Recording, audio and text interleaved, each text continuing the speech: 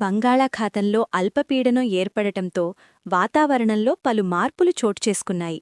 దీని ప్రభావంతో తమిళనాడుతో పాటు పలు రాష్ట్రాల్లో వర్షాలు కురుస్తాయని వాతావరణ శాఖ తెలిపింది.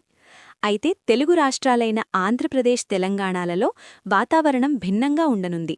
రాబోయే 3 రోజులపాటు ఏపీ, తెలంగాణలో పొడి వాతావరణమే ఉంటుందని వాతావరణ శాఖ అధికారులు స్పష్టం చేశారు.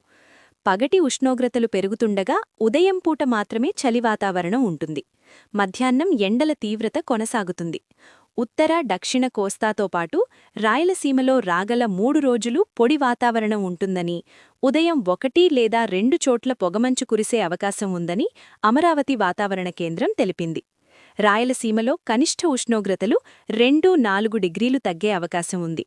ఆగ్నేయగాలుల ప్రభావంతో తెలంగాణలో రాబోయే 3 రోజులు వాతావరణం పొడిగానే ఉంటుందని హైదరాబాద్ వాతావరణ కేంద్రం పేర్కొంది.